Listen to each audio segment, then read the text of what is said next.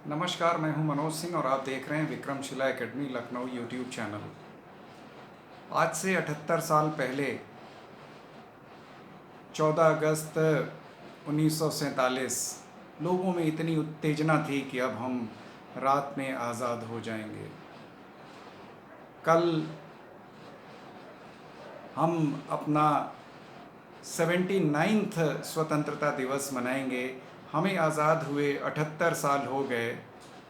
200 सालों की गुलामी थी, हम ब्रिटिश शासन के अधीन थे और हमारे स्वतंत्रता आंदोलन से मजबूर हो करके उन्होंने देश छोड़ने का निर्णय लिया और 15 अगस्त 1947 को हमें आज़ादी मिली। 78 साल बीत गए और जो पहला स्वतंत्रता दिवस था वो उसी दिन मनाया गया। कई बार काउंटिंग को लेकर के कन्फ्यूज़न होता है, लेकिन जो जिस दिन हमें आज़ादी मिली उस दिन ही हम लोगों ने अपना पहला स्वतंत्रता दिवस मना लिया था। इस तरीके से इस बार 15 अगस्त 2025 को हम अपना 79th 79वां स्वतंत्रता दिवस मना रहे हैं। हर घर तिरंगा ज़ोर शोर से चल रहा है। सरकार का लक्ष्य है कि हर घर पर एक तिरंगा ज़रूर लहराना चाहिए और आप लोग भी कोशिश करिएगा कि कल अपने घर पे तिरंगा ज़रूर लहराएं। भारत में हालांकि अब बड़े बड़े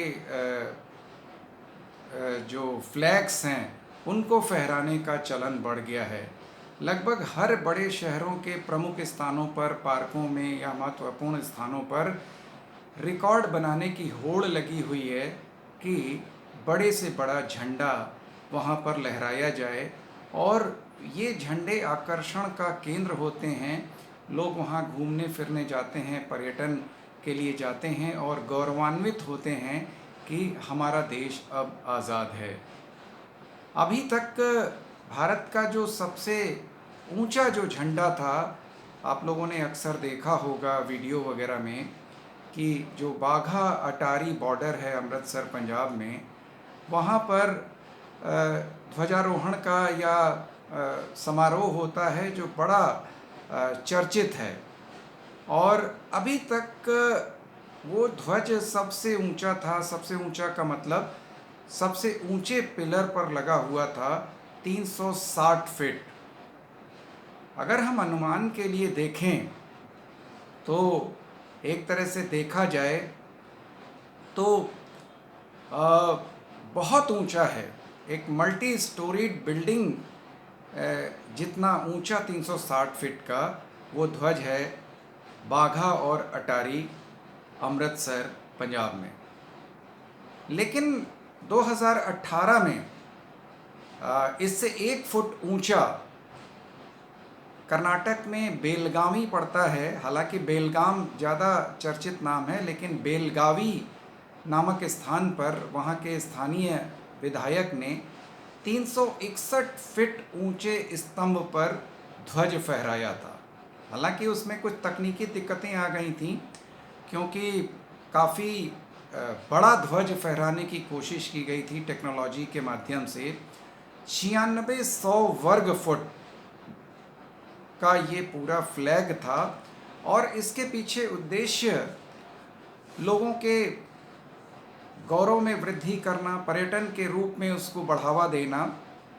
लेकिन टेक्निकली वो थोड़ा सा उसमें कुछ दिक्कतें आईं और अब फिर से उसको फहराया गया है और बाकायदे उसको बम्बई की एक फर्म ने अब रोटेशन सिस्टम के साथ उसको लगाया है। 4 विशेष ध्वज तैयार किए हैं और इसको फहराने के लिए 10 हॉर्स पावर की मोटर लगी है। बेलगावी कर्नाटक अब पर्यटन का एक बड़ा केंद्र बन चुका है और भारत का सबसे ऊंचे ध्वज वाला वो फ्लैग बन चुका है 361 फीट। हम लोग थोड़ा सा जानते हैं कि अन्य किन किन जगहों पर सबसे ऊंचे ध्वज लगे हुए हैं।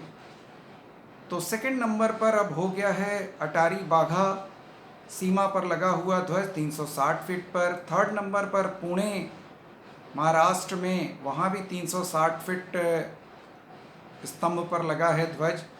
फोर्थ नंबर पर रांची में पहाड़ी के ऊपर ध्वज लगा है 293 फीट ऊंचे ध्वज पर, ऊंचे स्तंभ पर।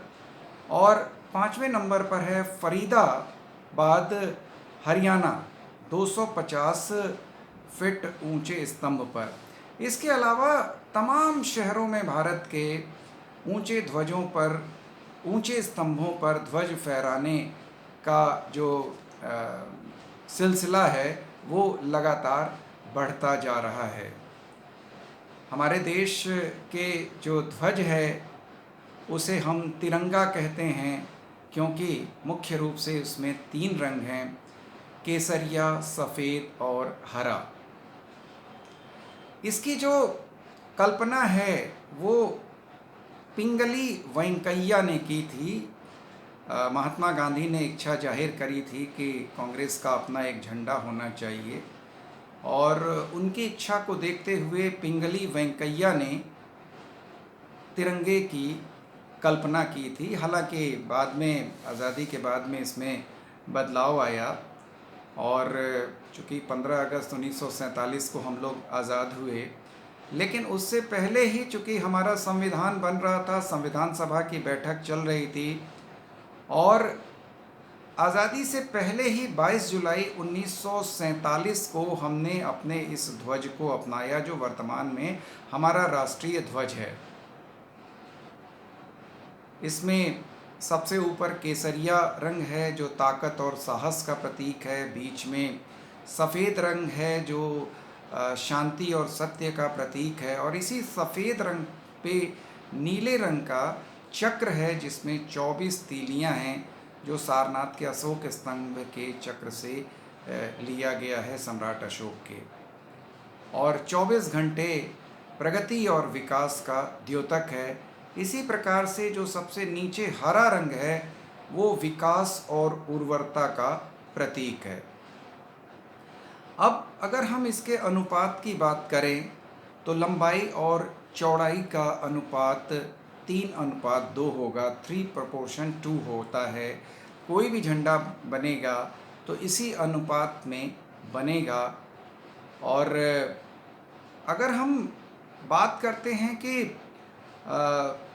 इसके कुछ मानक हैं या नहीं, तो सबसे पहले 1951 में पहली बार भारतीय मानक ब्यूरो ने, जिसको BIS भी हम कहते हैं, कुछ नियम बनाए, और उन नियमों का पालन करना ज़रूरी होता था झंडे को बनाने में और उसके निर्माण में। पहले तो नियम बहुत सख्त थे, अब थोड़े नियम आसान हो गए हैं। अभी तक विशेष अवसरों पर या राष्ट्रीय त्योहारों पर ही ध्वज फहराने की अनुमति रहती थी। अब जो संशोधन किया गया है 26 जनवरी 2002 में, उसमें भारतीय ध्वज संहिता में संशोधन किया गया है, और अब कोई भी भारतीय नागरिक किसी भी दिन अपने संस्थान पर, घर पर 365 दिन कभी भी वो ध्वज फहरा सकता है, लेकिन शर्त ये होगी कि वो जो ध्वज संहिता है उसका पालन करे, ध्वज का सम्मान करे, और अगर ऐसा नहीं होता है तो वो दंड का भागी होगा। तो आप सभी लोगों को 79th स्वतंत्रता दिवस की अग्रिम बधाई। आपसे अनुरोध है कि Vikramshila academy Lucknow YouTube channel को अधिक से अधिक लाइक करें, सब्सक्राइब करें, शेयर करें। नमस्कार, जय हिंद, जय भारत।